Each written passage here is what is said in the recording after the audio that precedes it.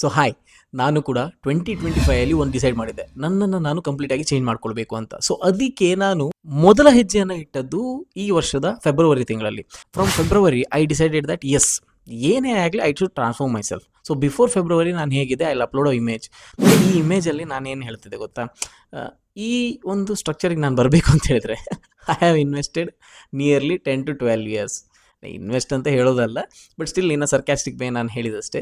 So 10 to 15 years ತೊಗೊಂಡಿದೆ ಈ ಒಂದು physique ಬರಲಿಕ್ಕೆ. ಕಂಪ್ಲೀಟ್ ಬ್ಲ್ಯಾಕ್ ಆಗಿ ಒಬೀಸ್ ಅಂತ ಹೇಳ್ಬೋದು, ಓವರ್ ವೇಟ್ ಅಲ್ಲ, ಒಬೀಸ್ ಕಂಡೀಷನಲ್ಲಿ ನಾನಿದ್ದೆ. 88 kilos ತನಕ ನನ್ನ ವೆಯ್ಟ್ ಹೋಗಿತ್ತು. ಬಟ್ ಅಲ್ಲಿಂದ ಡಿಸೈಡೆಡ್ ದ್ಯಾಟ್ ಇಲ್ಲ, I have to change myself. So right, ನನಗೇನು ಬಂತು, ನನ್ನ ಬಿಸ್ನೆಸ್ಸಲ್ಲೂ ಕೂಡ ಒಂದು ಪ್ರಾಡಕ್ಟ್ ಲಾಂಚ್ ಆಯಿತು. So I use that one decision made me look like this from that. ಎಲ್ಲ ಫಿಟ್ನೆಸ್ನ ಕಾನ್ಸೆಪ್ಟು, ವೆಯ್ಟ್ ಲಾಸ್ನ ಕಾನ್ಸೆಪ್ಟ್ ಗೊತ್ತಿದ್ದು ಮತ್ತೇ ನಾವು ವೆಯ್ಟ್ ಲಾಸ್ ಮಾಡಬೇಕು ಅಥವಾ ನಾವು ಫ್ಯಾಟ್ ಲಾಸಿಗೆ ಹೋಗಬೇಕು ಅಂತ ಏನಿಲ್ಲ.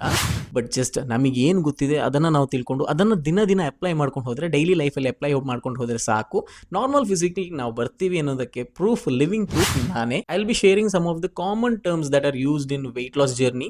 I would like to tell you something. ನಾನು ಆ ಜರ್ನಿ ಏನು ಕವರ್ ಮಾಡಿದೆ, ಸೊ ಅದರಲ್ಲಿ ನಾನು ಎಕ್ಸೆಸಿವ್ ಡಯಟ್ಸ್ ಮಾಡಲಿಲ್ಲ, ಎಕ್ಸೆಸಿವ್ ವರ್ಕೌಟ್ಸ್ ಮಾಡಲಿಲ್ಲ, ನಾರ್ಮಲ್ ಲೈಫನ್ನು ಲೀಡ್ ಮಾಡಿದೆ. ಎಸ್, ಡೈಲಿ ರೋಟೀನ್ ಬೇಸಿಸಲ್ಲಿ ನಾನು ಎಕ್ಸಸೈಸ್ ಮಾಡ್ತಾ ಇದ್ದೆ, ಬಟ್ ಫುಡ್ ಹ್ಯಾಬಿಟ್ಸಲ್ಲೂ ಕೂಡ ನಾನು ತುಂಬ ಚೇಂಜಸ್ ಏನು ಮಾಡಿಲ್ಲ. ಸಪ್ಪೇನೆ ತಿನ್ನೋದು ಅದೆಲ್ಲ ನಾನು ಮಾಡಿಲ್ಲ. I use to enjoy my meals. ನಾನು ಫಂಕ್ಷನ್ಸಿಗೆ ಹೋಗ್ತಾ ಇದ್ದೆ, ಎಲ್ಲ ಕಡೆನೂ ಹೋಗ್ತಿದ್ದೆ, but I knew how much I had to eat and how much I had to not.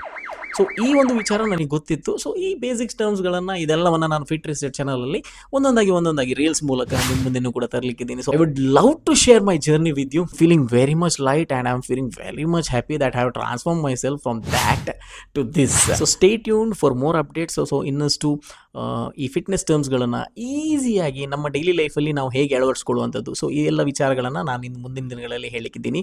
So until then, stay tuned.